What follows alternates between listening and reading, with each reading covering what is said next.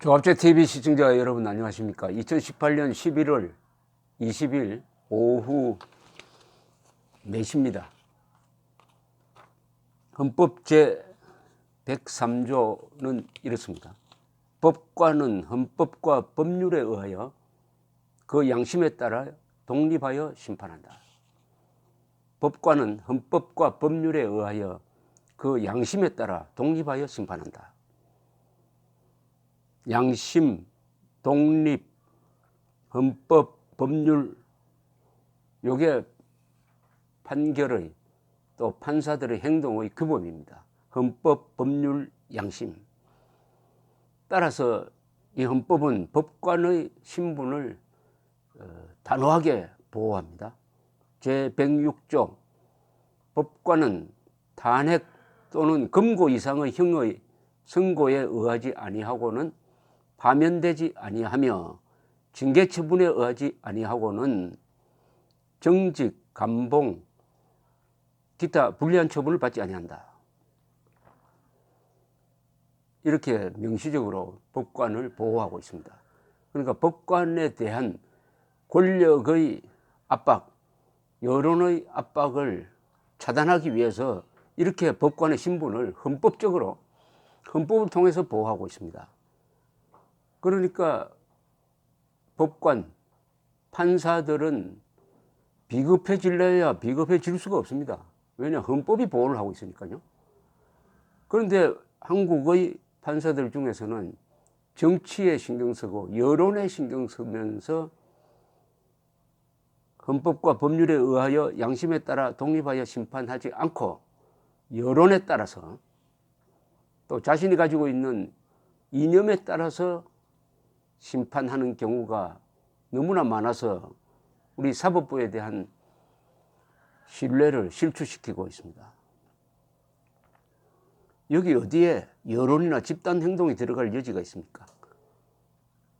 법관은 헌법과 법률에 의하여 양심에 따라 독립하여 심판한다고 했지 집단 행동하라는 말이 없습니다. 그렇다면 동료 판사를 탄핵하라는 정치 판사들의 집단 행동은 헌법 제103조를 무력화시키는 것으로 이 주동 세력이야말로 탄핵감입니다. 헌법 위반입니다. 헌법 정신 위반입니다. 정치를 하려면은 법복을 벗고 해야 합니다. 법복의 권위와 특권을 누리면서 정치꾼들의 행동을 따라하는 것은 너무나 비겁합니다. 더구나 동료 판사를 탄핵해야 된다면서 탄핵은 국회가 하는데 사법부가 탄핵을 해야 된다면서 삼권분리 정신을 정면을 위반하면서 무엇이 법률 위반이냐, 무슨 죄를 저질렀냐에 대해서는 구체적 적시도 하지 않습니다. 그러면서 탄핵해야 된다고 합니다. 이거 완전히 조선조 시대 때의 원님 재판입니다. 원님이 피의자를 불러놓고 단하에 꿇어 앉혀놓고 너희 이 죄를 지었지 않느냐, 증거가 여기 있다, 이렇게 재판하는 것이 아니라 너희 죄는 내가 알렸다 하는 식으로 자백을 강요하는 거 아닙니까? 이 행동 자체가 국민들을 절망시킵니다. 어떻게 저런 판사들로부터 재판을 받을 수 있느냐, 저런 판사들이 판결을 하면은 그걸 과연 국민들이 승복하겠느냐. 증거 없이 탄핵하라는, 증거 없이 신문에 나서니까 자기들과 이념을 같이 하는 집단에서 탄핵하라고 하니까 탄핵하겠다. 지금 대법원장이 문재인 대통령의 부하처럼 행동하니까 이 분위기에 편성해가지고 동료 판사를 탄핵하라고 합니다. 탄핵할 만한 사유를 내놔야죠. 뭐 돈을 받았다든지 성진을 청탁을 했다든지 그런 것 없이 혐의만 가지고 수사가 아직 끝나지도 않고 재판은 시작도 하지 않았는데, 더구나 그 혐의 내용이란 걸 아무리 읽어봐도 재판에 정부가 영향력을 행사했다는 것인데, 그 영향력을 행사하는 정도도 정부가 입장을 설명을 하면서 이런 판단에는 이런 외교적 문제가 있으니까 신중하게 해야 된다는 이 정도 의견 개진 정도겠죠. 아니 그게 재판에 대한 관여입니까? 더구나 판사는 외교 문제에 대해서 잘 모르잖아요. 판사의 법리적 판결이 외교에 심각한 악영향을 주면은 정부가 곤란해지니까 정부가 그런 의견 발표를 할 권한이 있는 겁니다. 그러나 결정은 헌법 제100조에 따라서 103조에 따라서 헌법과 법률에 그리고 양심에 따라서 독립적으로 하면 되는 거예요. 그런 식으로 정부에 협조하지 않았다고 해서 박근혜나 이명박 정부가 그 판사를 구속했다든지 몰아낸 흔적이 있습니까? 그것도 없는데 그러면 이 판사라는 사람들은 지금 어디서 살고 있는 사람들입니까? 성층권에 살고 있는 사람입니까? 한국인으로 살고 있지 않아요. 한국인으로 살고 있다는 것은 공산주의와 대결해서 이겨야 공동체가 생존 가능한 그 상황에서 살고 있는 법관들입니다. 흔히 판사를 신의 대리인이라고 합니다. 왜냐하면 어떤 피고인한테 사형을 선고할 때는 그것은 신의 입장에서 하는 겁니다. 사실은 신의 입장에서 어떻게 사람이 사람 보고 죽이라고 할 수 있습니까? 그러나 법관에게는 그 힘을 부여하고 있습니다. 신의 대리인이라고 불리는 이유는 신처럼 행동하는 게 아니고 신의 대리인으로서 생살 여탈권을 갖고 있으니까 신중에 신중을 기해가지고 증거가 모자라면은 피고인에게 유리한 쪽으로 해석을 해야 된다. 그리고 유죄 확정 판결 나기 전에는 무죄인으로 추정해야 한다. 대원칙, 고의성이 없는 범죄는 처벌할 수가 없다. 이런 몇 가지 대원칙을 우리 인류가 발전하는 과정에서 수많은 피를 흘리면서 확립한 우리 사법의 근간인데 지금 이명박 박근혜 전 대통령이 무죄인 상태에서 구속재판을 받고 있다. 선고가 징역 20년 30년 예사로 나온다. 이런 게 한국 판사들의 현주소라고 생각하고 그 현주소의 극단적인 단면이 어제 나타났습니다. 그런데 탄핵을 이게 지금 박근혜식 탄핵을 하겠다는 것인 것 같습니다. 박근혜식 탄핵이 뭡니까? 언론이 있는 것 없는 것 막 부풀리고 이렇게 하니까 선동된 여론이 생기고 여기에 검사, 판사, 국회가 영합해가지고 별도 조사 없이 신문기사 적당히 짜집게 해가지고 탄핵 소추장을 만들고 그걸 헌법재판소로 넘기고 헌법재판소는 그 분위기 속에서 8대0으로 대통령 파면을 결정하는 이 과정을 지금 재판을 한번 벌려보겠다. 이런 뜻인 듯 합니다. 탄핵은 국회의 고유 권한입니다.